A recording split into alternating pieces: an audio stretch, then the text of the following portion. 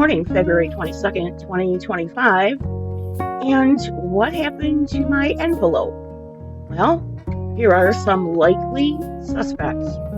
We've got a couple of different kinds of glue, some tape runners, which I never use. And down in the front there, we have some empty printer ink. So the question is, are any of these the culprit for those discolorations on my envelope? And I can tell you right off the bat, one of them is not. So we'll take out the silicone glue because it is silicone based, not water based, and that leaves these. Tape runners I don't use because I have found they don't hold over time, and I have found that they sometimes discolor. So what else does that leave us with? And why am I asking this question anyway? First, let's take a closer look at that envelope real quickly so you can see exactly what happened. I'm in the middle of a project and I noticed that this envelope, when I was looking for pieces in my ephemera box, was discolored. It's about 6 months old, so I haven't had it very long. And I noticed the discoloration along the glue lines. I thought to myself, oh, that's really unfortunate. Maybe I'll just cover that with an extra pocket and then no one will see it. Then I remembered a couple of weeks ago when I was gathering all the stuff I wanted to rehome in the ephemera box. I found another piece that had discolored like that because of either glue or tape runner. And but it was most likely glue because I've already discovered that tape runners just are not my thing. So I thought to myself, this is the second time I have found a piece of glued work that is discolored. Then I remembered that that envelope was probably made with some printer ink that was really cheap, and anything that you dropped on it that was water based, including sneezing on it, would fade and bleed the colors.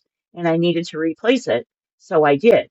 Third thing that happened yesterday, I was watching someone remodel an RV, and the creator had used wallpaper for a feature wall, and the wallpaper didn't adhere well enough.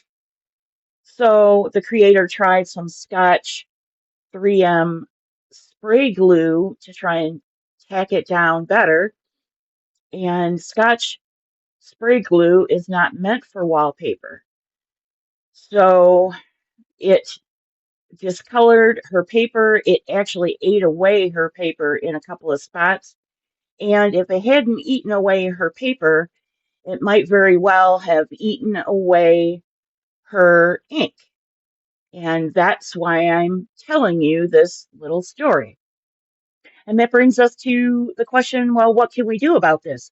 And if you're new to junk journals, maybe you've made some ephemera, maybe you've even made a couple of junk journals, and you say to me, well, that's never happened to me. And I'm very happy for you that it hasn't. However, at some point, eventually, it will happen.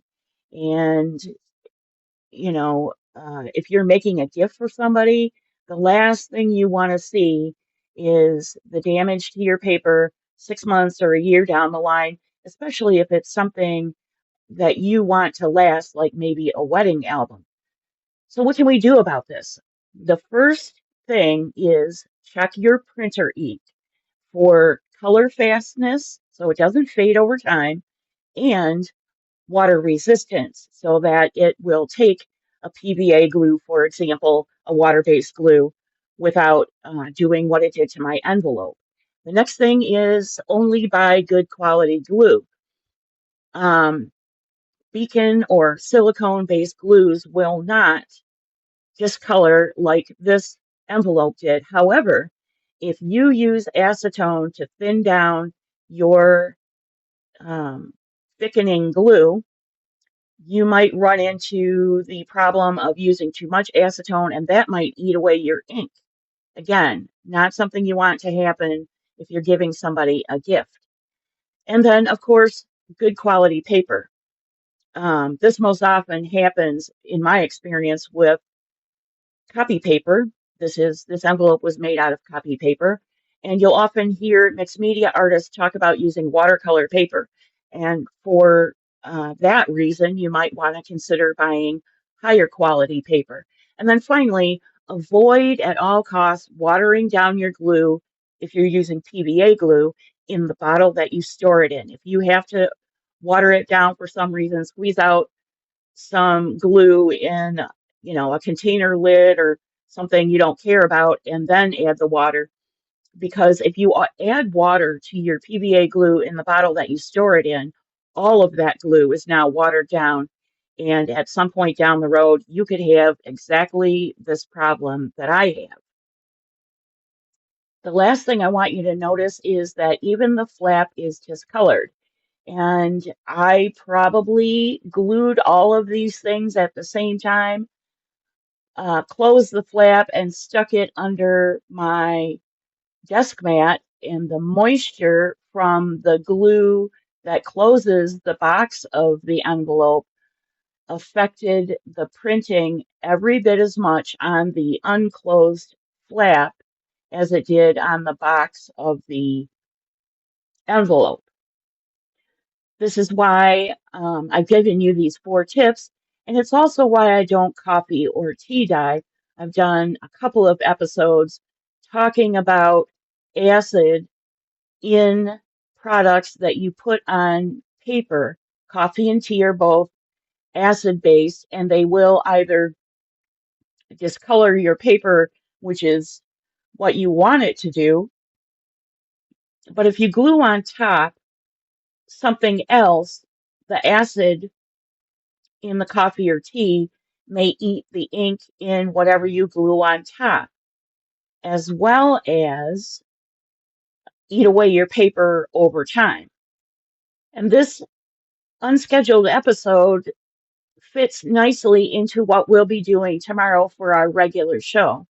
Louise Heinzel and Barbara of 49 Dragonflies teamed up to bring us 2 make sessions, one on Thursday, February 13th, and one on Sunday, February 15th, where they asked the question, is compartmentalizing or compartmentalized makes practical for junk journaling, and should we try it? So over the 2 sessions, the ladies tried different um, techniques for compartmentalized making. We'll talk about that tomorrow.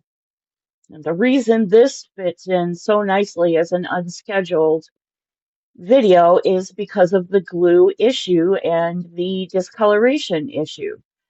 That envelope had, as I said, been sitting in my ephemera box for 6 months, waiting for a project for me to use it in, and I was able to catch that discoloration before I put it into something that, maybe I didn't want those kind of issues. Yes, I can cover the bottom with another pocket, and I can probably put a label on that flap, but there's no guarantee that covering that spot, especially the top flap, that won't, discoloration won't seep in to the top thing I put on to cover it.